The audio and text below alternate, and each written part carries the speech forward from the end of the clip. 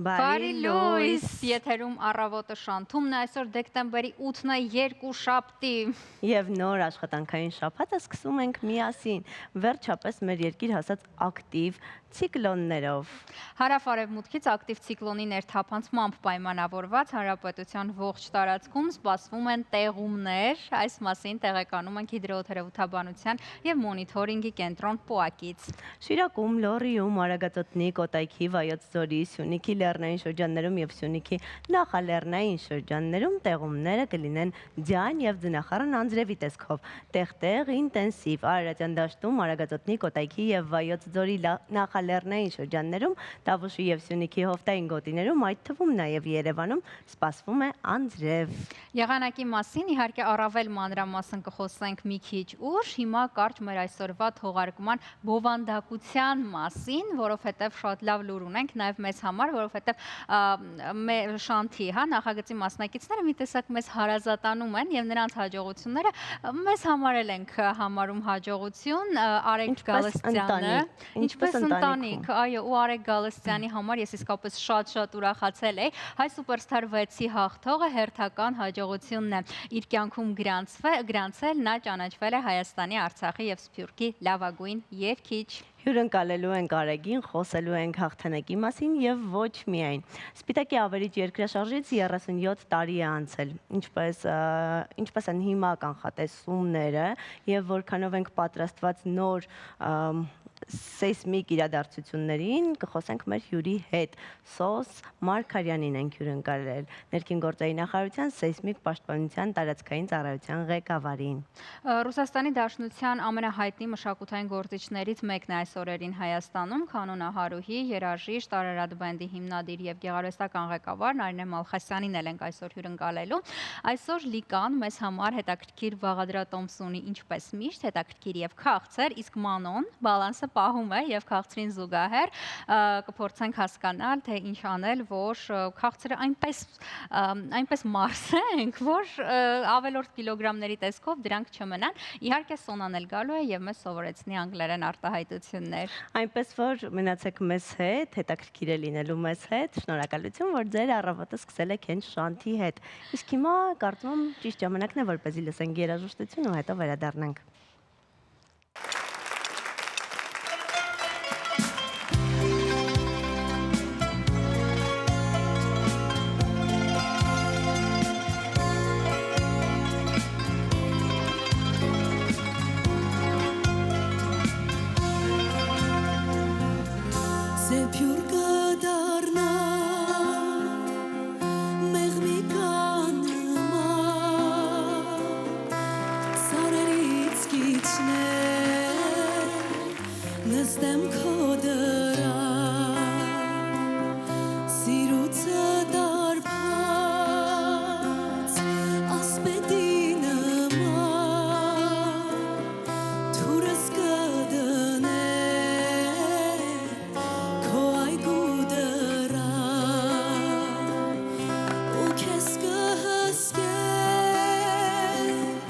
Գիշեր ու ցերեկ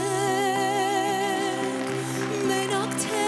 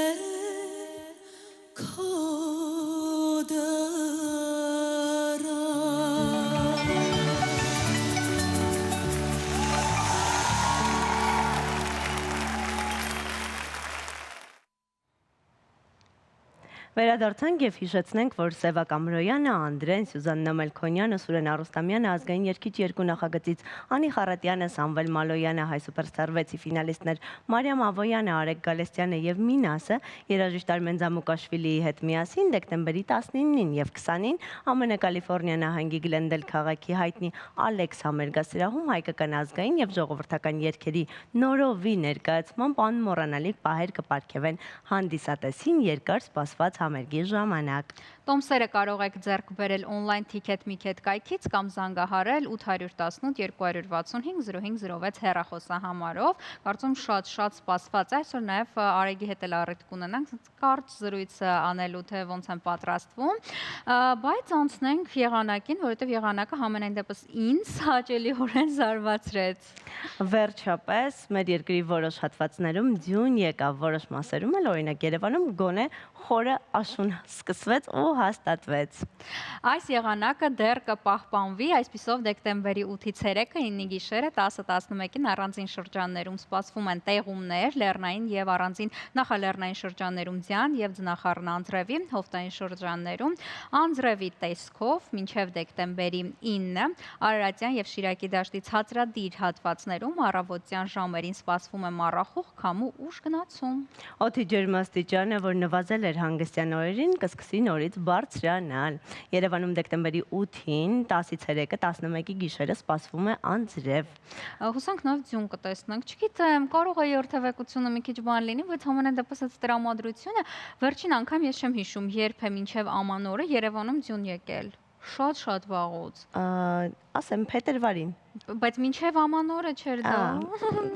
Այո, բայց այս տարվա մեջ ձյուն տեղացել է եւ շատ ուժեղ ձյուն, իդեպ այդ ժամանակ էլ ճանապարհները բավականին խցանվել էին ու հիմա այդ մասին էլ ունենք տեղեկություն։ Փրկարարծառայությունը տեղեկացնում է, որ Հայաստանի Հանրապետության տարածքում ավտոճանապարհները հիմնականում անցանելի են։ Կորեայի ձորի ճանապարհի հիմնանորոգման աշխատանքներով պայմանավորված հաշվի առնելով քարաթափման վտանգը ճանապարհը ժամանակավորապես փակ է լինելու երթևեկության համար Արթիկ քաղաքում, Վարդենյաց լեռնանցքում եւ Մեղրուսար կոչվող հատվածում տեղում է ձյուն։ Սևան քաղաքում մառախուղ է, Ստեփանց-Մինդալարսկ ավտոճանապարհը բաց է բոլոր տեսակի տրանսպորտային միջոցների համար։ Վարորդներին հորդորում են երթևեկել բացառապես ձմեռային անվադողերով եւ լինել շատ զգույշ։ Իսկապես շատ զգույշ, դա շատ կարևոր է։ Արագությունը այնպես չէ կյանքի ամենայսպես հաճույքներից է, բայց այդ քաղցրը ցանկացած պարագայում կարող է բարձրացնել մեր մեջ այն երջանկության հորմոնները, ու շատ ենք խոսում դրա մասին, որովհետև մենք ունենք խորագիր Լիկա Մեսրոպյանի հետ, Dolce Lika խորագրում, տեսնենք այսօր ինչ հրաշալի խորհուրդ բաղադրատոմս ունի Լիկան։ Դե առանց ժամանակ կորցնելու եկեք դիտենք տեսանյութը, հետո փորձենք։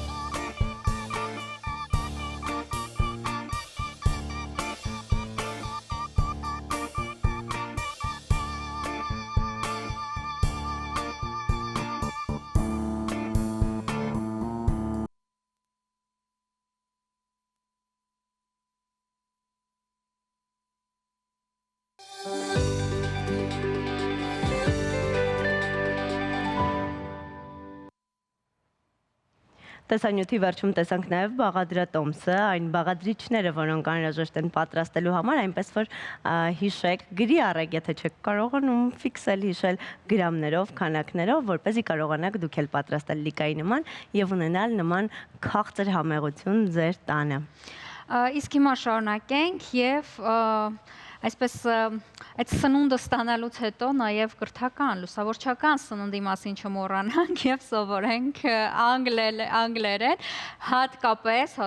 որ դրանից հետո վիկտորինա ունենք, որովհետեւ այսօր երկուշաբթի է եւ մեզ մոտ վիկտորինայի օր է, այնպես որ հրաշալի մի քանի արտահայտություններ կան այսօրվա համար առանձնացված, դիտենք, տեսնենք Սոնան մեզ ինչ է սովորեցնում։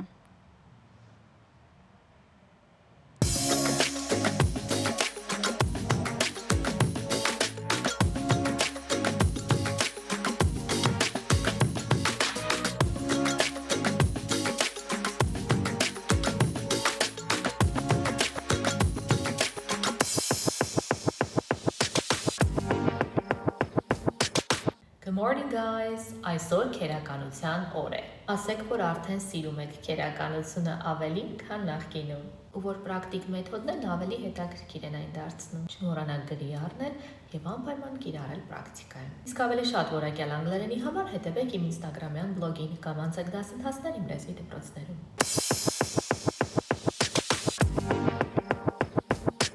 Անցյալ վաղակատար։ Լավ լուր ունեմ ձեզ համար, guys։ Եթե հասկանում եք մնացած ժամանակաձևերը, անցյալ վաղակատարը շատ հեշտ կլինի։ Վատ լուր։ Եթե խառնում եք ժամանակաձևերը, անցյալ վաղակատարը հաստատ չեք էլ հասկանա։ Նախ պատկերացրեք, երբ է մեզ անհրաժեշտ անցյալ վաղակատարը։ Նայեք, անցյալից առաջ վաղուց կատարված, բայց անցյալի վրա ազդեցություն ունեցած գործողություն կամ վիճակ։ Այսօրվա հետ ընդհանրապես կապ չունի անցյալ վաղակատարը։ Պատկերացրեք իրավիճակը։ Երեք եկել եք տուն, հյուրեր ունեիք, բայց արդեն գնացել էին ու ձեզ չէին սպասել։ Տիպիկ անցյալ վաղակատար իրավիճակ է։ Անցյալում եկար, տեսար, որ հյուրերն արդեն գնացել էին, այսինքն արդյունքն այն է, որ նրանք գնացած էին։ Yesterday I came home, the guest had already left. Նա ինձ ասաց, որ արդեն զանգել է նրան։ Նա ինձ ասաց երեք, որ երեկից առաջ արդեն զանգել է, արդյունքն այն է, որ անցյալի վրա արդեն զանգած ունի։ She had called him. Կխնդրեմ մաքսիմալ պատկերացրեք իրավիճակը, զուտ, անգիր, զուբրիտ մի արեք, եթե զուբրիտի վրա հիմնվի ձեր քերականությունը,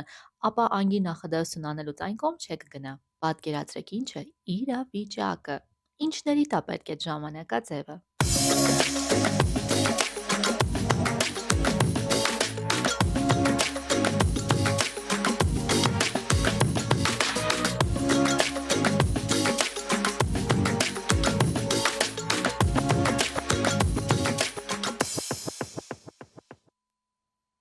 Սովորեցինք անգլերեն եւ ճիշտ ժամանակն է, որպեսզի ստանաք նվերներ։ Այո, հիմա խնդրում ենք ուշադիր, մեր եթերում Վիկտորինա է, եթե ուզում եք այս հետաքրքիր, ես ցույց կտամ նուարդի տուփը, այս հետաքրքիր տուփը ձերը լինի, ապա շտապեք, մենք հնչեցնում ենք հարցը, դուք պատասխանում եք 1 ժամվա ընթացքում, հաղթող է համարվում առաջին ճիշտ պատասխանի հեղինակը։ Հիշեք, Վիկտորինաները մեր եթերում են լինում յուրաքանչյուր երկուշաբթի եւ չորեքշաբթի օրերին, իսկ մրցանակը կարող եք ստանալ ուրբաթ օրերին Շանթ հեռուստաընկերությունից, ու այս պահից սկսած կարող եք զանգահարել 098 64 56 68 հեռախոսահամարով, որպեսզի ճիշտ պատասխանեք մեր տված հարցին։ Հաղորդման ավարտին կհայտնենք, թե ով է առաջին ճիշտ պատասխանողը, այսինքն ով է հաղթողը։ Իսկ հիմա այսօրվա հարցը։ Այո, այսօրվա հարցը, ով է կազմել պատմության մեջ առաջին հայտնի ալգորիթմներից մեկը Բաբելոնով Քրիստոսից առաջ 18-րդ դարում։ Սա այնպիսի հարց է, որը կարծում եմ շատերը կգուգլեն կամ ChatGPT-ից կհարցնեն, որովհետև կարծում հարցը բավականին բարդ է, բայց ես ուրախանում եմ, որ բարդ հարցեր են ունենում։ Միանշանակ, որովհետև եթե նույնիսկ չգիտեն, պատասխանը գուգլելուց հետո իմանում են կամ էլ մեր հաղորդման վերջում լսում են եւ իմանում են։ Իսկ հիմա, մինչ դուք պատասխանում եք մեր հարցին, մեր նշած հեռախոսահամարներով, մենք դիտենք գովաստ ու վերադառնանք։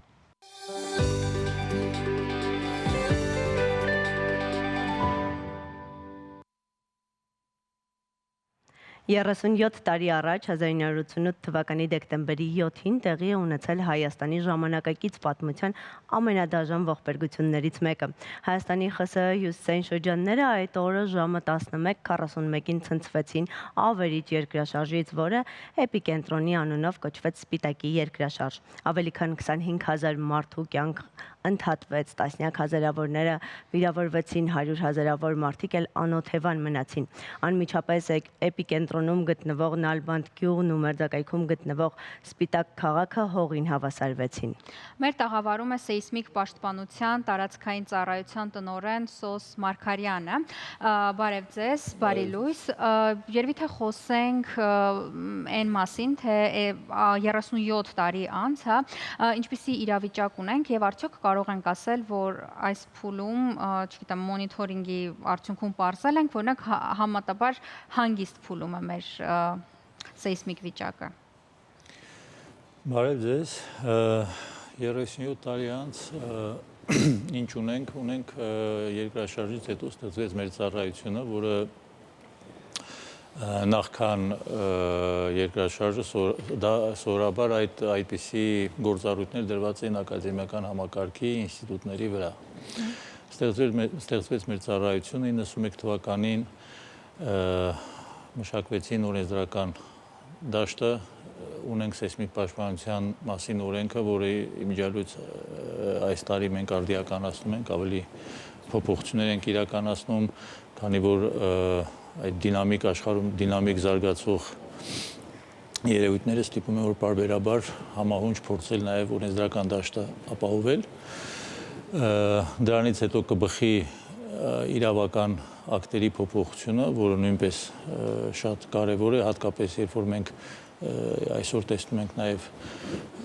այն շինարարությունը, որ տեղի է ունենում հանրապետությունում, մասնավորապես Երևանում եւ այլն։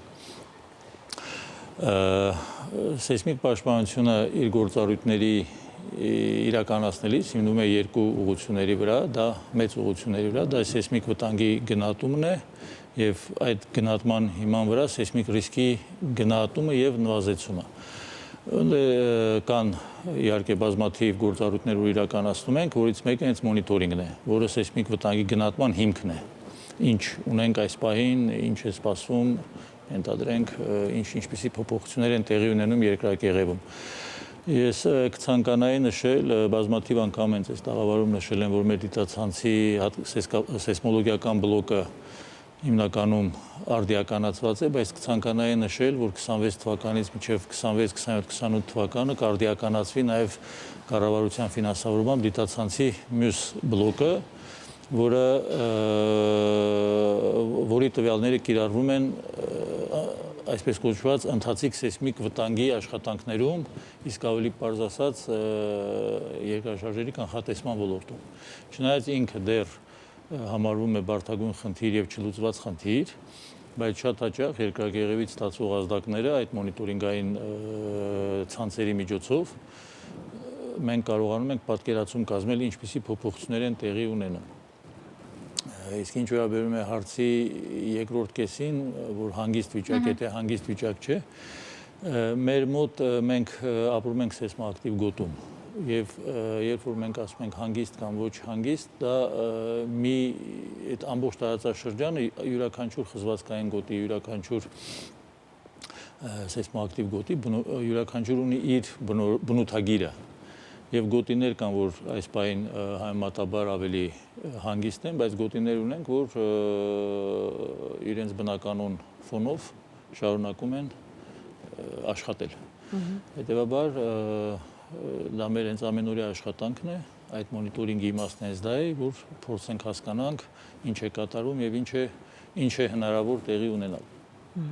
Իսկ վերջին տարիներին եղել են տագնապային սեյսմիկ ցուցանիշներ, որոնք կոնկրետ լուրջ արձագանք են ձեզնից պահանջել եւ ինչ եք անում այդ դեպքում։ Սպիտակի երկրաշարժը մեր ժամանակակից պատմության ամենաուժեղ երկրաշարժն է, որից հետո իհարկե նման ուժի երկրաշարժ բարեբախտաբար տեղի չի ունեցել։ Մենք ունենք հատուկ ընթացակարգ, երբ որ տեսնում ենք այն փոփոխությունները, որոնք տեղի են ունենում եւ համարում ենք դրանք վտանգավոր, համապատասխան ընթացակարգով պատրաստում ենք զեկույցներ եւ ներկայացնում ենք։ Մինչեւ այս պահը պարզապես հիշեցնելու համար ասեմ, որ ուժեղ երկրաշարժերի մասին ենք խոսում, երբ որ խոսում ենք կանխատեսման մասին։ Մինչև այս բանը արդեն ասացի, որ նման չունենք, բայց երբ որ տեսնում ենք, որ հնարավոր փոփոխությունները, որոնք կարող են ոչ ուժեղ, բայց այնպիսի երկրաշարժ լինի, որ բնակության կողմից կզգացվի եւ հնարավոր է խոճապ առաջացնի, ես պարզապես ասեմ, որ ոչ թե մենք կանխատեսում ենք, այլ այդ փոփոխությունները որ տեսնում ենք, համապատասխան զեկույցներով ավելի մի փոքր ավելի զգոն աշխատանքով փորձում ենք այդ ամենը ուսումնասիրում ենք եւ ներկայացնում ենք հնարավոր սցենարները։ 2021 թվականի փետրվարի 13-ին, 2022 թվականի փետրվարի 13-ին այդպես զուգադիպությամբ, 1 տարի տարբերությամբ, համենայն դեպս մեր համար, ովքեր, չգիտեմ, երկրաշարժ համենայն դեպս այդ ծավալի չէին զգացել, բավականին ուժեղ էր։ Գուցե մասնագիտական տեսանկյունից ուժեղ չէր, բայց շենքի 9-րդ հարկում մենք ուղղակի խոճապի էինք մատնվել ու այստեղ շատ տեսակետներ եղան դրանից հետո, որ ամեն դեպքում հասարակությունը դեռ պատրաստ չէ, հետո աբսուրդային տեսակետներ եղան, որ ինչպես չեք կանխատեսել, այսինքն ամեն դեպքում հասարակության մոտ որոշակի ինչ-որ խնդիր կա այս թեմայով կրթելու կամ, չգիտեմ, լուսավորչական ինչ-որ աշխատանք կատարելու, այ ոնց եք գնահատում այդ արձագանքը երկու դեպքում էլ։ Արձագանքը բնականաբար ես ներողություն եմ խնդրում, բայց բնականաբար երբ որ երկրաշարժի մասին հիշում են միայն դեկտեմբերի 7-ին, մեր բնակիչներից արձագանքը պիտի լինի նման, որովհետև որքան էլ կրթես, ինչքան միջոցառում էլ կազմակերպես, նախ պիտի ցանկություն լինի երբեմն մասնակցելու, երկրորդն էլ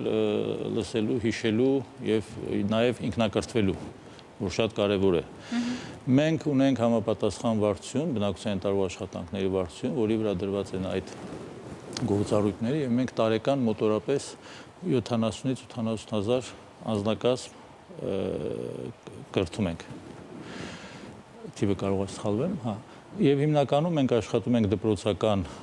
տարիքի երեխաների հետ, մանկապարտեզներում ենք իրականացնում յուրաքանչյուր ոլորտի համար ունենք իրենց համար մշակված ծրագրեր, որպեսզի հետաքրքիր լինի բարձր դասարաններից ցածր դասարաններ, աշխատում ենք տեղական ինքնակառավարման մարմինների հետ եւ այդ օղակներով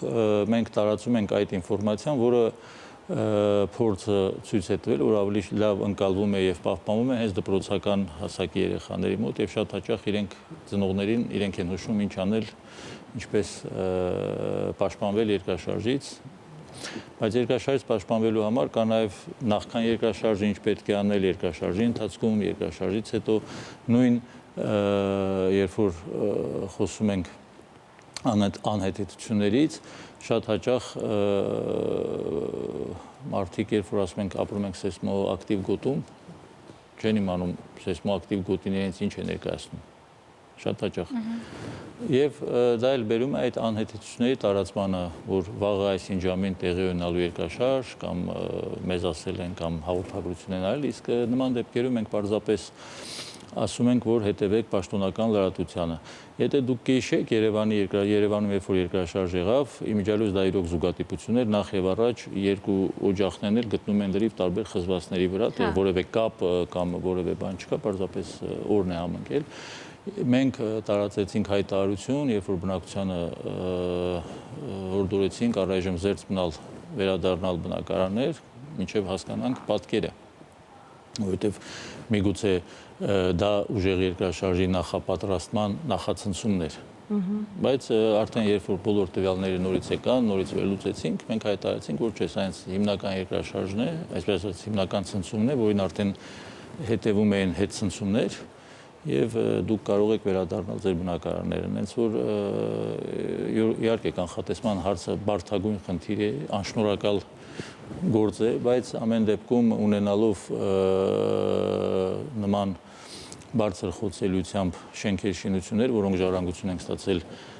դեր խորհրդային միությունից, որոնք արդյունք են սխալ սեյսմիկ վտանգի գնահատման, ավելի ճիշտ, ավելի կոնկրետ թերագնահատված սեյսմիկ վտանգի արդյունք են, այսինքն շենքերը սարքված են այն սեյսմիկ վտանգի մակարդակի համար, որը այսօր այդպես չէ, ավելի բարձր է սեյսմիկ վտանգը, քան այդ շենքերը կառուցված են։ Հետևաբար մեր աշխատանքներից մեկը դառնում է ընթացիկ սեյսմիկ վտանգի գնահատումը, որը շատ երկրներում, որոնք ունեն սեյսմակայուն շինարարության նորմեր եւ համապատասխան կառույցներ, նման խնդիրներ չի դրվում։ Կարծում եմ շինարարությանը դեռ կանրադառնանք նաև նոր ընթացիկ Այո, սա շինարարությունների։ խորհրդային միության դեռ շինարարության մասն է։ Բայց եթե վերադառնանք կանխատեսումներին, արդյոք այստեղ տեխնոլոգիան լուրջ դեր է խաղում եւ որքանով է Հայաստանը այդ տեխնոլոգիական զարգացումներին զուգահեռ քայլում, արդյոք աշխարհում շատ ավելի լուրջ տեխնոլոգիաներ կան կամ չգիտեմ, սարքավորումներ, որոնք կարող են կանխատեսել ավելին, քան Հայաստանում մենք ունենք։ Ուրեմն ասեմ, որ երկրաշարժի կանխատեսումը սարքավորման հետ կապ չունի, սարքավորումները կարող են օգնել, որովհետև դա ավելի շատ վերլուծության արդյունք է։ Եվ չկա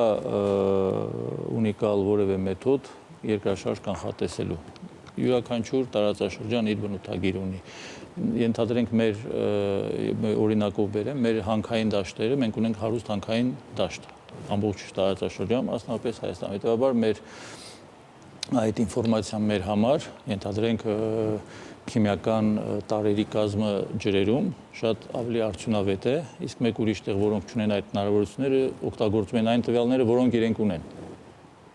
Եվ այստեղ չկա տարբեր մոտեցումներ կա, բայց չկա միատեսակ մոտեցում, եւ դա բնական է, քանի որ խոսքը գնում է հենց կանխատեսման մասին։ Մենք ունենք բարեբախտաբար շատ երկար պատմություն, հետեւաբար ունենք նաեւ լավ թվագրված հին տեղի ունեցած պատմական երկրաշարժերի մասին ինֆորմացիա, որը նույնպես առավելություն է տալիս մեզ կանխատեսման հարցում, քանի որ երկրաշարժեր ունեն կրկնելիության յուրաքանչյուր օջախ ունի իր սեփական կրկնելիության հաճախականությունը։ Մենք Սպիտակում, երբ որ տեղի ունեցավ երկրաշարժը, նոր հետո պարզվեց, որ շատ հազարավոր տարիներ առաջ այդտեղ օջախը կրկին աշխատել է եւ տեղեր ունեցել հետևանքներ։ Պարզապես այդ ինֆորմացիան ժամանակին չվերցանելով, չուսումնասիրելով թերագնահատել են սեյսմիկ վտանգ եւ ունեցանք աղետ։ Տեսեք, կա, չգիտեմ որքանով է կարծրատիպ, հիմա դրա մասին էլ կխնդրեմ դուք խոսեք, որ երբ որ լինում են փոքրիկ երկրաշարժեր, պարպվում է ամեն դեպքում եւ ավելի քիչ է լինում մեծ երկրաշարժի վտանգը։ Հայաստանում վերջին տարիներին չեն եղել փոքր երկրաշարժեր, համենայն դեպս այնպիսիները, ինչպիսին ես զգացել եմ։ Իսկ ես շատ զգայուն եմ, այդ կարծում եմ մարդկանց ինչ որ տեսակ կա, որոնք ավելի ուժեղ են, չէ՞, զգում երկրաշարժը, քան մյուսները։ Չկա։ Լավ, այդ էլ է կարծրատիպ, դրանից էլ կխոսենք։ Նաև քննարկվում էր այն, որ Թուրքիայում սպասվում է աղետալի մեծ երկրաշարժ, որովհետև այնտեղ սեյսմիկ առումով խոցելի իրավիճակ է։ Այս ինչքանով է համապատասխանում իրականությանը, մեկ էլ կխնդրեմ այդ պարփվելու թեմային անդրադառնալ։ Նայեք, երբ որ ասում են Թուրքիայում սպասում է, որից Թուրքիայում վերջի 23 թվին փետրվարի 6-ին տեղի ունեցած երկրաշարժը, դա այդ սպասվող երկրաշարժի մասին չէր։ Որովհետև Թուրքիան նույնպես ի տարբերություն Հայաստանի, Թուրքիայի խզվածքները ունեն ավելի մեծ պոտենցիալ, որ բարեբախտաբար մենք նման պոտենցիալով խզվածքներ չունենք։ Եվ ցանկացած սեյսմոլոգ, երբ որ ասում ենք երկրաշարժերի կրկնելիություն, այդ հիմքի այդ հաշվարկի վրա են ասում սպասվում է։ Այսինքն մոտավորապես սխեման հետևյալն է. մեծ ժամանակահատվածի համար ընդհանուր կրկնելիությունից արդեն մոտավոր իմանալով սկսում եք ուսումնասիրել միջև ժամանակը փոքրացնելով հասկանալ, երբ դա տեղի կունենա։ Ես մի փոքր ավելի պարզ եմ պարզապես ներկայացնում, ինչ վերաբերում է երկրաշարժի, թույլ երկրաշարժեր, երբ որ տեղի ունենում, պարվում է թե ոչ։ Մենք ունենք օրինակ Ջավախքի ընդարձակման գոտին, որտեղ ամեն օր տեղի ունենում երկրաշարժեր 10 հատ, 20 երկրաշարժ եւ այլն, որ գրանցում են միայն գործիքները։ Հայաստանում մենք ելի ունենք օջախներ, որոնք գրեթե ամեն օր կամ շաբաթը մի քանի անգամ թույլ երկրաշարժեր են տեղի ունենում, դուք չեք զգում, ու դա կապ չունի, ու դա բնական է, որ չեք զգում։ Դա գործիքներն են գրանցում։ Իմիջիալույս նույն երկրաշարժը առաջարկում բնակիչը կարող է չզգալ, 9-րդ հարկում թույլ կամ շատ ենթադրենք 1.5 մագնիտուդի 2 բալ, իսկ արդեն 9-րդ հարկի բնակիչը կզգա, բայց դա կապ չունի, դա պարզապես հենց այդ բարձրությունից եւ նայած ինչ վիճակում, եթե պարկած վիճակում եք, հանգիստ վիճակում եք, եթե տանը որևէ միջոցառում կա, երբեք թույլ երկրաշարժը չեք էլ զգա եւ այլն։ Դա զգալու հետ կապված է, որ ֆիզիկական մեծություն էլ չի, դա յուրաքանչյուր մարդու այդ պահին ինչ կարգավիճակում է գտնում։ Երբ որ տեղի ունենում թույլ երկրաշարժեր, հենց ես Երևանի օրինակով, Երևանի երկրաշարժի օրինակով ներկայացի, առաջի բանը, չնայած մենք գիտենք մեր օջախների բնութագրերը, բայց առաջի քայլը սկսում ենք մտածել, սա ուժեղ կամ որևէ միջին երկրաշարժի նախապատրաստում է, թե օջախը պարփում է։ Իհարկե մենք տեսնում ենք, մենք 24 ժամ ունենք օպերատիվ հերթապահություն եւ մենք տվյալները ստանում ենք սեյսմոլոգիական ցանցի տվյալները ստանում ենք on-line ռեժիմով, դա մեր էկրաններին է։ Եվ անմիջապես կապ են հաստատում, ում է անհրաժեշտ է մեր բանում, փորձում ենք հասկանալ ինչ է կատարվում, բայց արդեն տարիների փորձն էլ իրենն է ասում, մենք շատ լավ գիտենք մեր օջախների վարքը, այսպես ասած։ Հետևաբար, երբ որ սկսում է ձեր ասած երևույթը, դա կարող լինի եւ ուժեղ երկրաշարժի նախապատրաստում եւ չեմ անում էներգիայի պարպում, կա երկրաշարժերի պարզ հասկացողություն, որ կար ժամանակում տեղի ունենում մետադենք 10-15 կամ որևէ քանակի երկրաշարժեր եւ մենք գիտենք, որ դա այս օջախի համար դա օքեյ է, նորմալ է, հետեւաբար այդ կետից ենք վերլուծություն անում, այդ կետն ենք օգտագործում, որ սա այս օջախին բնորոշ է։ Շնորհակալություն, հուսանք, որ չի լինի երկրաշարժեր, հուսանք, որ այնպիսի երկրաշարժեր կլինեն, որոնք որ մենք պարզապես չենք զգա, ուժեղ 88-ի նման երկրաշարժեր երբեք ու երբեք Հայաստանում այլևս չեն լինի։ Մեր հյուրներ Սոս Մարգարյանը, սեյսմիկ պաշտպանության տարածքային ծառայության տնօրենը, շնորհակալություն զրույցի համար։ Իսկ մենք շարժվենք առաջ ու գնանք գովազդ դիտելու։ Գովազդ շանթի եթերում։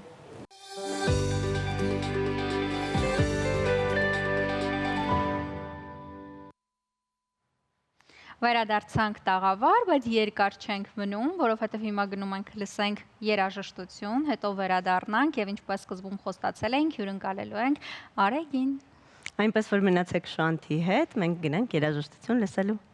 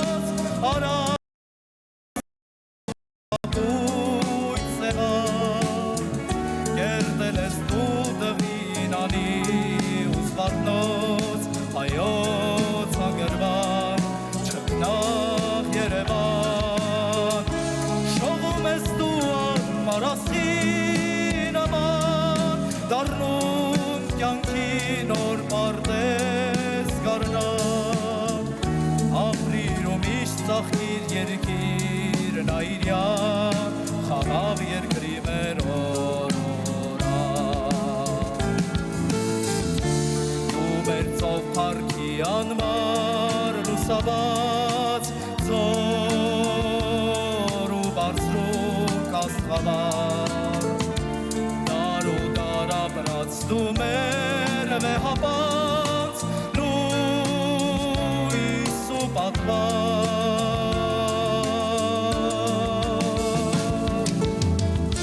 Ունես դու հինգեղարդ գարնի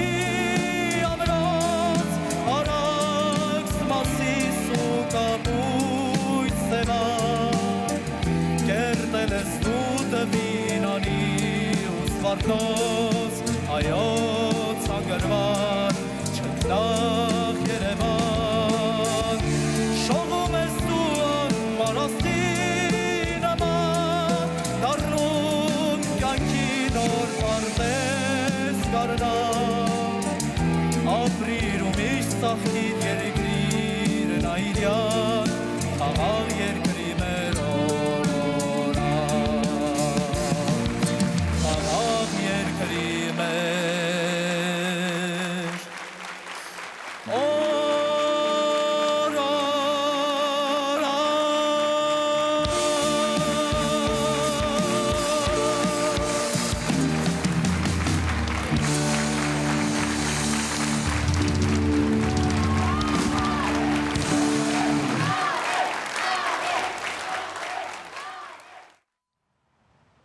Արեգ Գալստյաններ մեր եթերում ու նաև մեր տաղավարում կայացավ Հայաստան-Արցախ Սփյուռք համահայկական մրցանակաբաշխությունը եւ հայ սուպերստար 6-ի հաղթող Արեգ Գալստյանը ճանաչվեց տարվա լավագույն երգիչ, իսկ տարվա լավագույն երգչուհի էլ ճանաչվեց Անահիտ Հակոբյանը։ Հիմա Արեգի հետ միասին կխոսենք իր կյանքի հերթական հաջողության մասին։ Բարի լույս Արեգ։ Բարի լույս Արեգ։ Բարի լույս, շնորհակալ եմ շատ հրավիրելու համար։ Սիրով, քո թույլտվությամբ մենք այս ձեռքբերումը մի տեսակ մեզ շատ sense հարազատ ենք ընդունում եւ առավոտյան էլ ասեցինք, որ տպավորությունը որ հաջողության ոնց որ մենք ենք ասել նաեւ Որովհետև Շանթը մի մեծ ընտանիք է եւ այս ընտանիքի անդամների համար հաջողությունը բոլորինս է։ Իսկապես։ Այ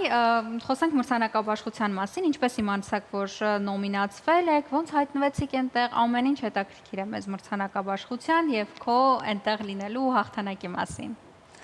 Իրականում մինչև բուն մրցանակաբաշխության մասին խոսելը կասեմ, որ ինչպես որ հայ սուպերստար 6 նախագծի հաղթող դառնալն էր ինձ համար անսպասելի, այնպես էլ բավականին անսպասելի էր, որ ինձ կկանչեն այս մրցանակաբաշխությանը։ Նախագծից մի որոշ ժամանակ հետո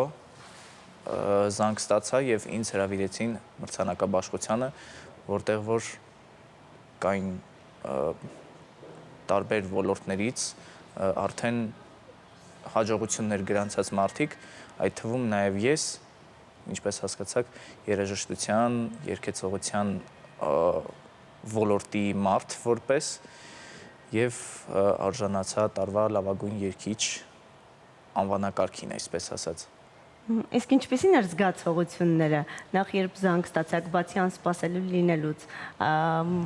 չկարծեցիք, որ հաղթելու եք, ամեն դեպքում գնացիք, իսկ երբ իմացաք հաղթանակի մասին, ինչ զգացիք այդ պահին։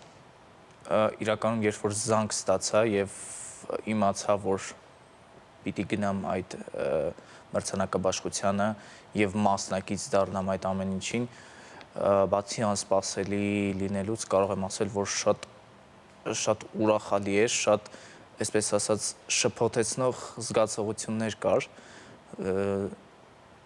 լիարժեք չէի կարողանում հավատալ, իսկապես ինձ կանչել են այդտեղ, իսկապես ես եմ գնում այդտեղ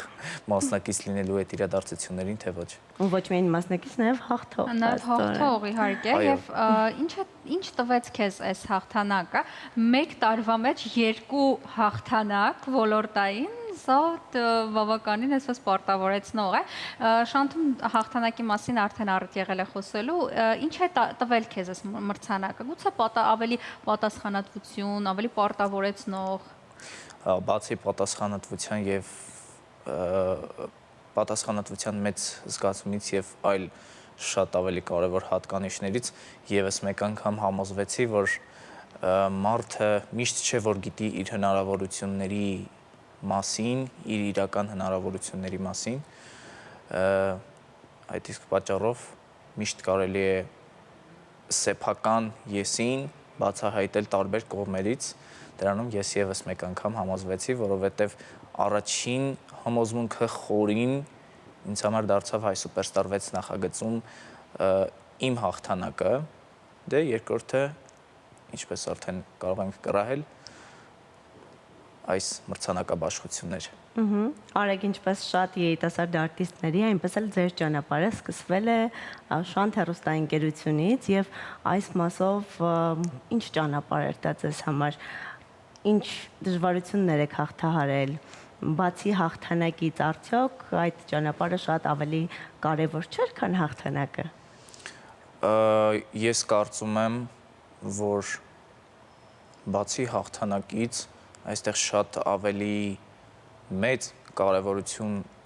ունեցող մի երևույթ, ասենք, գործոն, ասենք, մի շատ կարևոր բան կա արտիստի համար, ձևավորվող արտիստի համար, այն, որ արտիստը արդեն պիտի երևա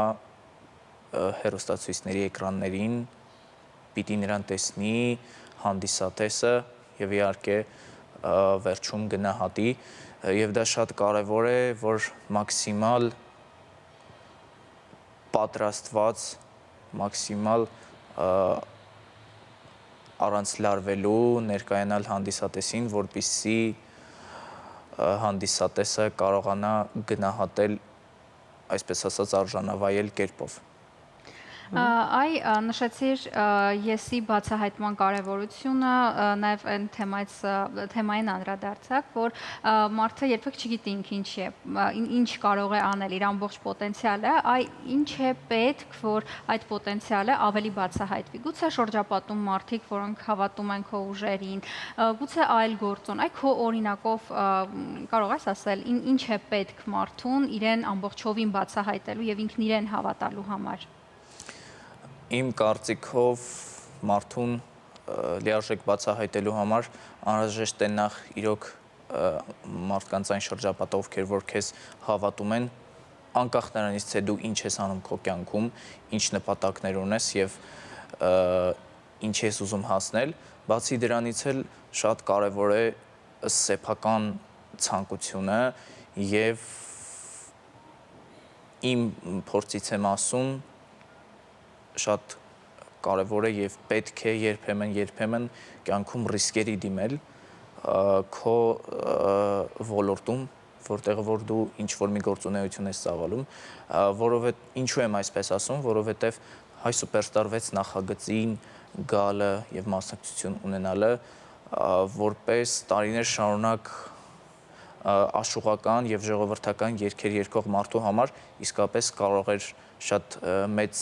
ռիսկ լինել եւ ես շատ հանգիստ կարող էի չդառնալ այս նախագծի հաղթողը, լինեի մասնակից, բայց չդառնայի նախագծի հաղթողը։ Ես հաղթող դարձել եմ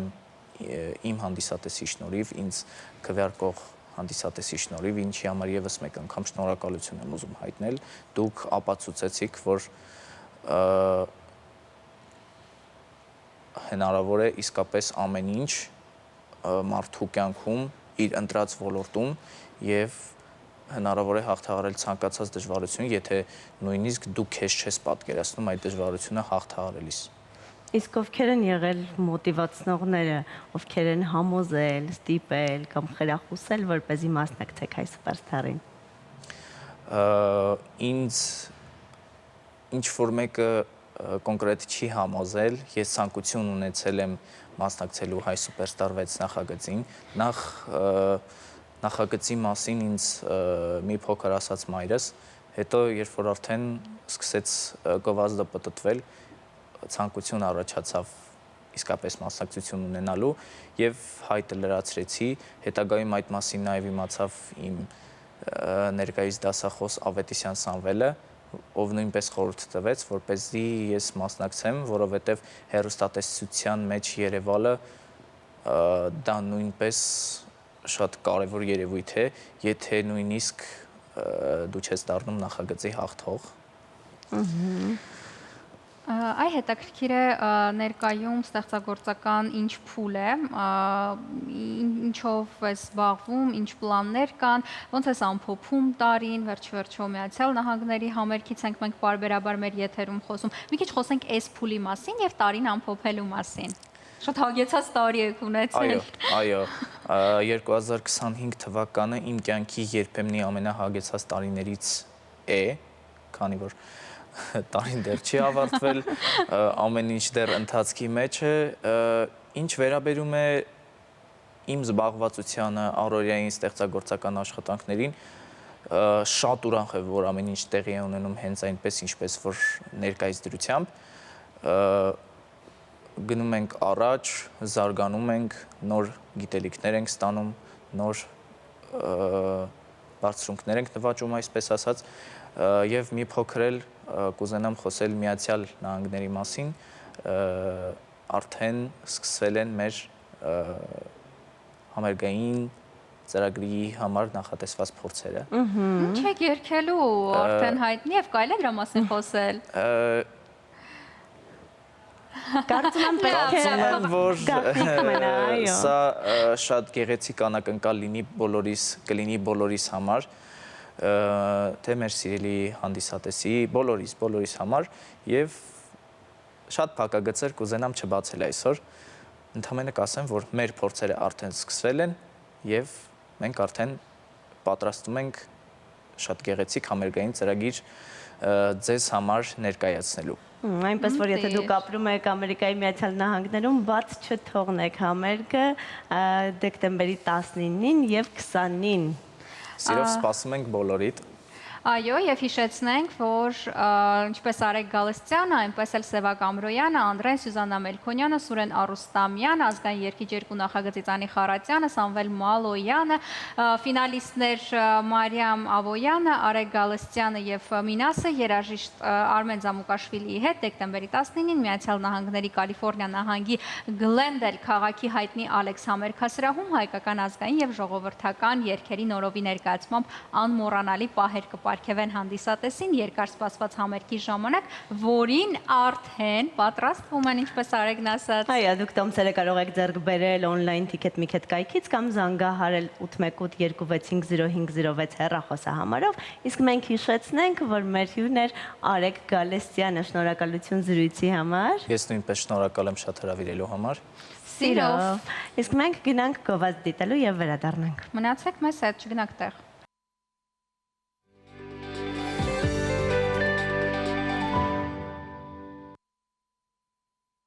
Վերադարձանք գովազդից եւ հիմա ճիշտ ժամանակն է, որպեսզի խոսքը փոխանցենք մեր գործընկերոջը Մանոյին, ով մեզ կասի, թե ինչպես կարող ենք նիհարել առանց սոված մնալու։ Այո, որովհետեւ երբ որ մարզվում ենք, այդ խնդիրը բավականին տարածված է, երբ որ մարզվում ենք, հետո շատ քաղց ենք զգում եւ գալիս ենք ու սկսում ենք միանգամից շատ ուտել եւ հակառակ էֆեկտն է լինում։ Հիմա Մանոն մեզ կփորձի բացատրել եւ նրա օգնությամբ կհասկանանք, թե ինչպես է խնդրին լուծում տանք։ Մանո, լսում ենք ձեզ։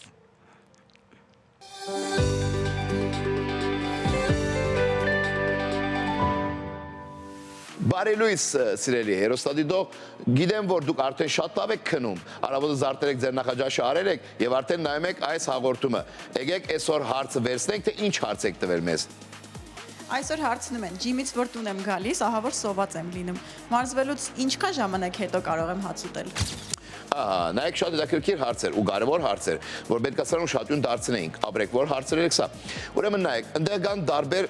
բաներ, միջոցներ եւ տարբեր նպատակներ, օքեյ։ Այսինքն առաջի երթը վերցնում ենք։ Եթե մեր նպատակը քաշ կորցնելն է, մենք մարզումներից 20-ից մինչև 40 րոպե հետո մենք պետքա ուտենք, օքեյ։ Եթե նպատակը ավելի շատ ջարբ վարելն է, մինչև 60 րոպե հետո կարակ ուտեք, որտեղ ձեր մարմինը ինքը աշխատում է արդեն, մետաբոլիզմը արագ է, ինքը ջարբա վարում արդեն, թող շարունակվի, մինչև ինքը կանգնելը մաքսիմում մինչև մի ժամ հետո կանգնում է այդ ջարբայրումը, այդպես հետո հանգիստ կարակ ուտենք, բայց ինչ ուտենք, եթե մենք ուզում ենք քաշը գործնենք ջարբայինը, օքեյ։ Ուրեմն absent վերցնում ենք, մոտավորապես sense ասեմ ձեզ, որովհետեւ հասկանալի լինի։ 75%-ը, այսինքն վերցնում ենք սպիտակուցը, այսինքն սպիտակուցն էլ ասեմ, մսի տեսականին կարանի դավարը, ձուկը, հավը, հնդուշկան, չխանգարի կամ ձուն, okay, եւ բանջարեղենը լինում է absent-ի 75%-ը։ Okay. Իսկ 25% absent գլնի, չգիտեմ, ձեր հնդկածավարը, գլնի բրինձը, գլնի կարտոշկեն, դուք արդեն ընտրեք էդի, okay? Եթե ձեր նպատակը քաշ հավաքելն է, ապա չենք ուշացնում։ Այսինքն, մենք մարզումը վերջացրեցինք 10 րոպեից մինչև 30 րոպե մաքսիմում, okay? 10 րոպե դու արդեն դուք կարաք ուտեք։ Okay? Այդ դեպքում ինչ ալնում, չափաբաժինները մեծանում են։ Լինում է գեսը սպիտակուց, գեսը ածխաջուր։ Ածխաջուրը շատ են ուտում, սպիտակուցը շատ են ուտում։ Սպիտակուցը իմացանք ինչա բացատրեցի, ածխաջուրները արդեն գիտեք ինչա։ Ինչի համար, որովհետև եթե մենք շուտ չտվեցինք սնունդ, որովհետև նայեք, մարզումից հետո մեր մարմինը շատ արագ վերցնում է սնունդը, ընկալում է թեպի մգաններ ադանում։ Եթե մենք շուտ չկերանք, մեր վերականգնումը դանդաղելու է։ Մենք հնարավոր է որ արդեն մգան գործնենք, okay? Եթե քո նպատակը քաշ հավաքելն է, ապա շատ արագ հացը պատրաստ եղիր։ Մի սպասիր դուն գնալը, այլ դնից դար քո հետ մարզասրահ, որովհետև ես եմ դենց անում, որովհետև մինչև լողանանք դուրս գանք հաստենք տուն շատ ուշալինում, ավելի նախընտրելի է քո հացը վերցես տանես, վերջացրեցիր մարզասրահում նստես ուտես ու վերջացրես այդ թեմաներ։ Բայց այդ էլ ասեմ ձեզ, ամենակարևորը երկու դեպքում էլ, այսինքն քաշ հավաքելու, քաշ գործելու դեպքում էլ մնում է բոլորը կալորիաների հաշվարկը չենք մոռանում։ Եթե քաշ ենք ուզում գործենք, կալորիաների դեֆիցիտ ենք անում, եթե ուզում ենք քաշ հավաքել, կալորիաները բարձրացնում ենք, բայց առողջ կալորիաների մասին ենք խոսում, եկեք ճիշտ խաղանք այս խաղը ու մնանք Մանոյի հետ։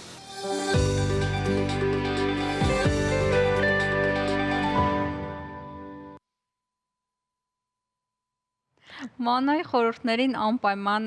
կհետևենք, հատկապես հիմա գալիս է այնպիսի շրջան, որ ուղղակի չես կարող նույնիսկ դիետա նոր տարվան, վայ հենց այս փուլերում էլ պետք է հետևել պրոֆեսիոնալների խորհուրդներին բալանսը պահելու համար։ Նաև դրական էներգիայի բալանսը պահելու համար առաջարկում եմ հիմա լսենք ու դիտենք լավ երաժշտություն ու հետո վերադառնանք։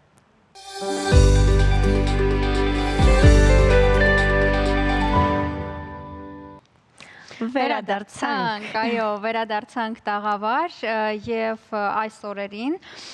Հայաստանում է Մոսկվայի Արարատ բենդի հիմնադիր կանոնահարուհի Նարինե Մալխասյանը, նա մասնակցում էր Հայաստան-Արցախ Սփյուռք մրցանակաբաշխությանը, բայց իրականում նրան տաղավար են հրավիրել խոսելու ոչ միայն այդ թեմայով, այլև Հայաստանից դուրս ինչպես են պահում այդքան հայկական, եթե կարելի է նվսրամասնել խոսենք, կարող ենք այդպես անվանել կանոնը թե ոչ, այդ հայկական գործիքը, հայկական երաժշտությունը։ Բարի լույս։ Բարի հայաստանյան առավոտ։ Ինչպես եք։ Լավ, դուք ինչպես եք։ Շատ ոնց կարող եմ այստեղ լինել վատ։ Շնորհակալություն։ Եկեք խոսենք բենդի հիմնադրման մասին, ինչ գործունեություն է ծավալում բենդը, ինչ առաքելություն ունի իր առաջ, որովհետև անունը ամեն դեպքում հուշում է, որ ինչ որ առաքելություն պետք է ունենա։ Այո։ Բենդի մանկական երազանքներից մեկն է, որը կարողացել եմ իրականացնել Աստծո օրհնանքով, որովհետև իմ կողքին են այնպիսի երաժիշտներ, ովքեր Մոսկվայի ծայրահեղ մեծ տարածությանը ցրտին շոքին կարողացել են անվճար գալ եւ իմ կողքին լինել եւ մենք կարողացել ենք ստեղծել թիմը, ճիշտ թիմը եւ այդ թիմով առաջ ենք գնում եւ զարգանում ենք եւ կարողանում ենք ներկայացնել ամենակարևորը հավուր պատշաճի ներկայացնել մաքրամաքուր ազգային նվագարանային երաժշտություն։ Ստեղծվել է 2021 թվականին եւ ընդամենը 4 տարեկան ենք, 4 տարիների ընթացքում ունեցել ենք արդեն 18 մեծ մենահամերգ Ռուսաստանի տարբեր մեծ եւ փոքր քաղաքներում։ Գերակշռում է բնականաբար Մոսկվան, որտեղ այնտեղ ենք ապրում, բայց արդեն հասցրել ենք շրջագայել եւ ունենք բազում մենահամերգներ եւ ներկայացնում ենք հանդիսատեսին։ Երբ է սպասվում հայաստանյան համերգը։ Հայաստանյան մեր առաջին փոքր համերգը եղավ նախանցյալ տարի Անի հոլում, ինչու, որովհետև մենք նախապես արդեն պայմանավորվել էինք, որ պիտի Բաբաջանյան համերգասրահում լիներ, Բայց ցավոք սրտի պատերազմը խանգարեց եւ մենք ստիպված մի տարի հետո ունեցանք արդեն անի հոլում փոքր մենահամերգ, այնպես որ այստեղ արդեն հասցրել ենք մեր հայ ունկնդրին ներկայանալ փոքր կազմով։ Կանոնը անվանում են հայկական գործիք, բայց նաև կողքից լինում են տեսակետներ, որ դա այդքան էլ այդպես չէ, այ պրոֆեսիոնալ երաժշտից փորձենք ճշտել, որքանով է հայկական կանոնը։ Կանոնը, այն կանոնը, որը Հայաստանում է, դա հայկական է եւ ասեցի եւ հաստատեցի ինչու մեկնաբան եմ տարածաշրջանային գործիք է այո ունեն բոլոր ազգերը կարելի է ասել արաբները թուրքերը ադրբեջան ամենտեղ կա այդ գործիքը բայց շնորհիվ մեր մեծանուն կոմպոզիտոր Խաչատուր Ավետիսյանի հայկականացվել է այս գործիքը եւ մենք այնպիսի ունենք արդեն կոնկրետ տեմբրացված գործիք, հա, որը մեզ թույլ է տալիս գործիքը ներկայացնել ոչ միայն հոգեվոր երաժշտության շրջանակներ, ոչ թե հոգեվոր նվագել, կարող ենք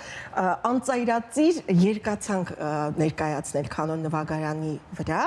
հենց այդ հայկականացման արդյունքում այսինքն կանոնը հայկական նվագարան է Իսկ արդյոք կանոնը կարող է ժամանակակից երաժշտական գործիքներին զուգահեռ քայլել եւ ժամանակակից երաժշտության մեջ էլ հնչել։ Կանոնը կարող է հնչել ամենուր եւ կարող է գերազանցել նույնիսկ ժամանակակից նվագարաններին եւ կարծում եմ արդեն մենք հասցրել ենք այդպիսի մի լայն տարածման, որովհետեւ այսօր կարծում եմ պահանջարկ ունի կանոն նվագարանը, ես դա զգում եմ Մոսկվայից, երբ ես Մոսկվայում էի, ես ձեզ ասեմ կանոնը չկար այդպիսի ճանաչում Մոսկվայում, ես դա հստակ եմ ասում, թող անպագորգոր բառեր չհնչեն եւ իմ շատ տանջալից աշխատանքի արդյունքում ես հասել եմ նրան, որ այսօր Մոսկվայում կանոնը պահանջարկ ունեցող գործիք է։ Ես կարծում եմ նաև արդեն Հայաստանում։ Հրաշալի է, նաև ձեր բենդի անունի շնորհիվ նաև ինչ-որ ասոցիացիաներ կան հենց հայկականության հետ կապված։ Շանթ հեռուստաընկերությունը տարբեր նախագծերի շնորհիվ դուդուկի նոր ընտրյալները, ժողովրդական երգիչը, ազգային երգիչը, ցենց բազմաթիվ նախագծերով ոչ միայն որոշակիորեն երիտասարդացրեց հետաքրքրությունը գործիքների հանդեպ, առհասարակ այդ երաժշտության հանդեպ, այլև որոշակիորեն պահանջարկը մեծացավ, այ որպես ոլորտի ներկայացուցիչ, մեծ փորձ ունեցող մարդ, դուք զգացիք այդ փոփոխությունը։ Ոչ միայն զգացի, այլ պատրաստվում եմ եւ ասում եմ իմ երախտիկի խոսքը Շանթ հեռուստաընկերությանը, այո, ես այն երաժիշտներից եմ, ով ազգային երգիչ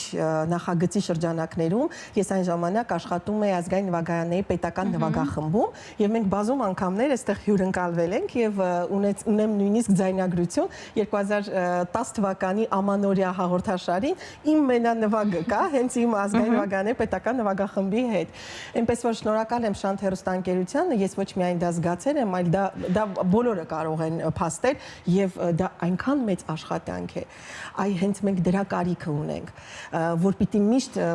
ես միշտ ասում եմ ազգային նվագարանները դա մեր ազգային արժանապատվությունն է եւ եթե մենք հերու ենք այդ ազգային արժանապատվությունից մենք չենք կարող մեզ ասել որ մենք գիտեք մենք հայ ենք հա մենք գոռում ենք մենք հայ ենք մենք այս ենք մենք սա ենք արել նա ենք եղբայր մենք պետք է մոտ լինենք մեր ազգային արժանապատվությանը դա պետք է մեզանից յուրաքանչյուրի մեջ լինի մեր փոքրիկ երեխան պետք է շատ հստակ պատկերացում ունենա ինչ բան է ասենք թե շվին հա բլուլը հայկական բլուլը դուդուկի պատմությունը, չգիտեմ, կանոնի, թառի, քամանչայի, ցավոք սրտի այսօր կան գործիքներ, որոնք գնում են արդեն անհետացման։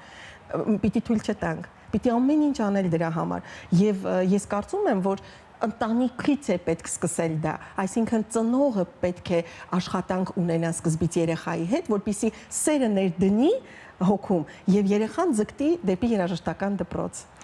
Քանի որ ձեր ելույթները հիմնականում Ռուսաստանի Դաշնությունում են լինում, նաև հյուրախաղեր եք ունենում շատ, այ ինչպիսին է լինում հանդիսատեսի արձագանքը կանոնին եւ հայկական երաժշտությանը ու արդյոք օտարազգիները ուզում են սովորել նվագել կանոն, թե միայն սիրում են լսել այն։ Ես դες պիտի մի ցավալի բան ասեմ,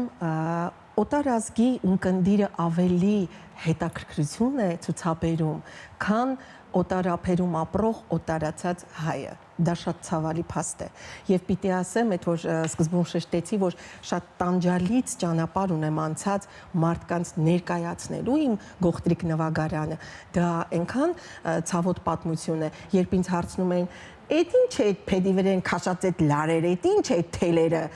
Այդ դժվար բան է, պատկերացնում եք։ Այսինքն արժեզրկում են մի ամբողջ։ Դուք պատկերացնում եք ինչպիսի ցավ էր իմ հոգում, երբ ես գնում եմ Հայաստանի վառ գունագեղ իմ կյանքից այդ պայծառ հայ, այս նվագախումբը, այս, չգիտեմ, համերգներ գնում եմ այնտեղ, ամուսնանում եմ, գնում եմ արդեն ու գալիս է ժամանակ, որ ես հասկանում եմ, որ պիտի զբաղվեմ այդ գործով, որովհետև ես չեմ կարող ուղղակի այսպես այս 11 տարիների ուսանողական կյանքը փակել ու դնել մի կողմ։ Եվ երբ ես սկսում եմ մտնել ասպարեզ, դուք չեք պատկերացնում ինչպիսի հոգու ցավով եմ ես այդ ամենը ինձ զսպելով, խեղդելով, դժվարությամբ քայլ առ քայլ գնացել առաջ։ Եվ օտարազգի ունկնդիրը երբ զարմացած, չգիտեմ, այնքան հետարքիր սիրով, երբ հատկապես իրենց ազգի երաժշտությունից էլ կարող ենք նվագել եւ իրենց այնքան ականջ շոյի, որ զարմանան, որ ոնց կարող է հայկական գործիքը ներկայացնել այսպիսի սիրուն երանգով, ասենք օրինակ ռուսական ինչ որ մի մեղեդի, իհարկե գալիս են սովորելու։ Դուդուկը ընդհանրապես խնդիր չունի այդ հարցում, շատ ռուսներ գնում են եւ սովորում են։ Կանոնը նոր-նոր են սկսել, ինձ մոտ կոնկրետ, նոր-նոր են սկսել։ Այո, դասավանդվում է եւ սիրով գալիս են։ Դուք ասենց այնքան էնտուզիազմով եք խոսում այդ ամեն ինչի մասին, որ ես էլ ուզեցի կանոն նվագել, սովորել, իմ պատկերացումը կանոնի, բայց ճիշտ եմ, չէ՞ պատկերացնում։ Կարող ես սկսել։ Այ ուսուցչական գործունեությամբ զբաղվում եք, թե ոչ։ Ցավոք սրտի ժամանակային մեծ խնդիրներ կան եւ տարածության, հա, որովհետեւ Մոսկվայի մի անկյունից մյուսը գնալու համար օրվա կեսը կորում է եւ շատ մեծ աշակերտական կազմ չեմ կարողանում ունենալ իմ զբաղվածության պատճառով, բայց իհարկե դասավանդում եմ։ Ես գտնում եմ, որ յուրաքանչյուր երաժիշտ պարտավոր է փոխանցել իր գիտելիքները ապագա սերնդին։ Եվ մենք ի վերջո երբ կրթվում ենք որպես մանկավարժ, ո՞րն է մեր առաքելությունը, հենց դա, չէ՞։ Այսինքն մենք պետք է պարտավոր ենք եւ պիտի անենք եւ ես անում եմ։ Դա ոչ միայն գիտելիքը, այլ նաեւ շատ կարեւոր է սերը եւ այդ հայկականությունը։ Այո, այո։ Ինչ ապագայում պլաններ կան կապված բենդի հետ։ Բենդի հետ շատ մեծ պլաններ կան, իմ երազանքն է, որ պիտի իմ փոքր կազմը մենք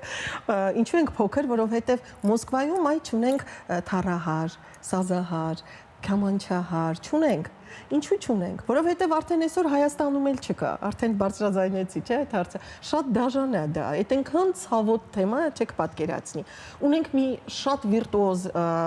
մենակատար Ալեքսանդր Մովսիսյան, բայց նա էլ արդեն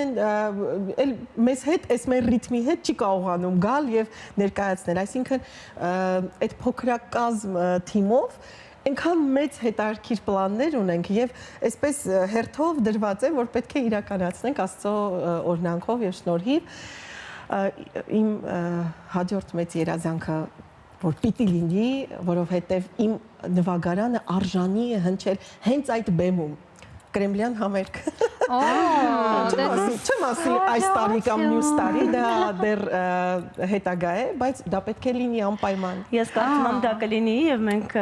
դա որպես առիթ կօգտագործենք նորից հանդիպելու մեր տաղավարում։ Մենք ձեզ այն դրական լիցքերն ենք փոխանցում, որը դուք մեզ փոխանցեցիք եւ համատեղ էներգիան ինձ թվում է կգնա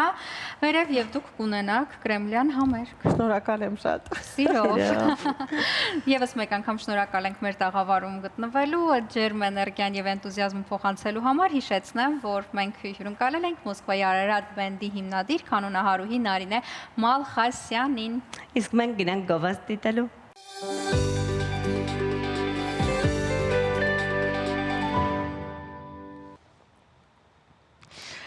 Վերադարձանք գովազդից։ Ու մեր սիրելի Երևանում անձրև է, դա նշանակում է վստահաբար խցանումները շատ են, իսկ դա նշանակում է, որ մետրոն կլինի փրկություն։ Այո, իսկ մետրոյի պատմության մասին մենք կարող ենք իմանալ հենց հիմա, գնալով եւ դիտելով տեսանյութը հենց մետրոյի մասին պատմող ու ասենք, որ իր չափերով Երևանը չէր համապատասխանում մետրո ունենալու ստանդարտներին, բայց ամեն ինչ այնպես դասավորվեց, որ մենք ունեցանք մետրո, իսկ ում շնորհիվ եւ ինչպես կիմանանք հենց տեսանյութից։ Դիտենք տեսանյութը ու վերադառնանք։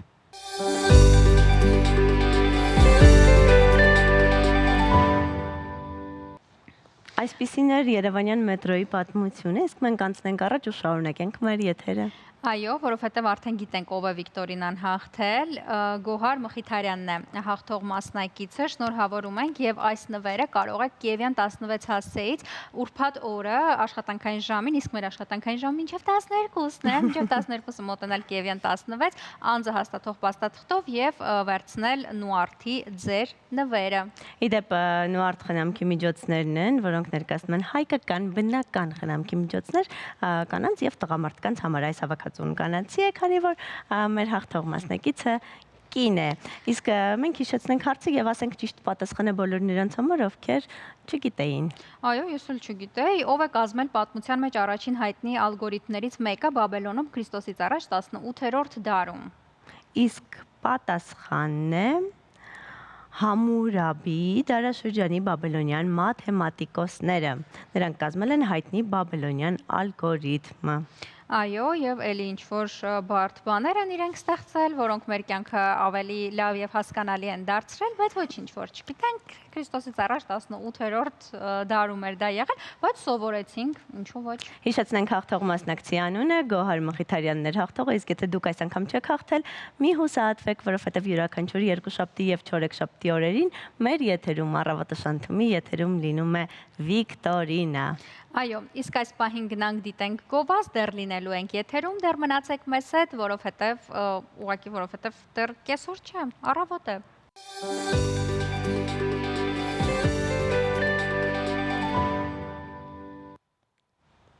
Վերադարձանք գովազդից ու ճիշտ ժամանակն է միասին ճանապարհորդելու։ Օ, հետաքրքիր է,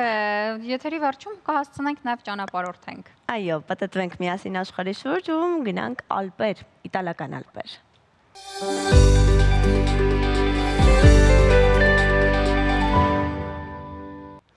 Վերադարձանք տաղավար, ժամանակն է հրաժեշտ տալու ու մաղթելու ամենալավը։ Ձեզ մաղթում ենք հաճելի դրական օր ու ասում հաջողություն կգանք վաղը։ Լավ օր բոլորիդ։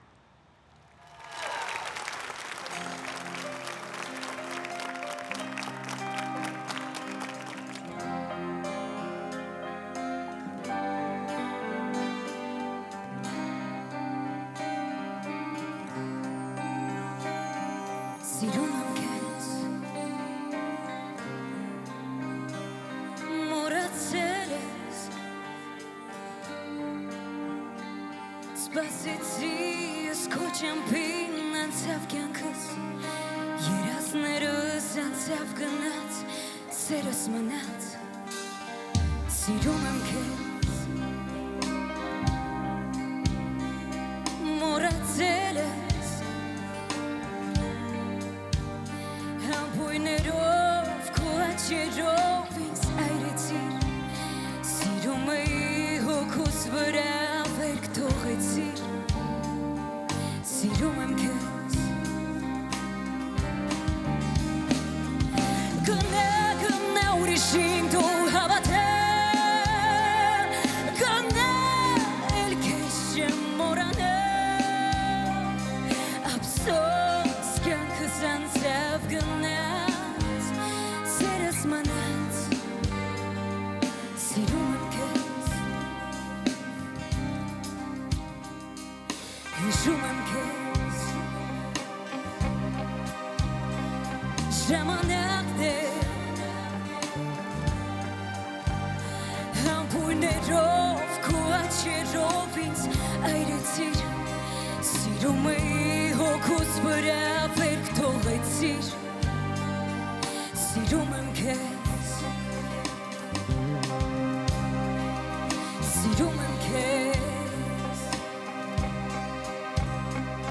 ժամանակներ Համբուրներով քո աչքերով ինձ այրեցիր Սիրում էի հոգուս վրա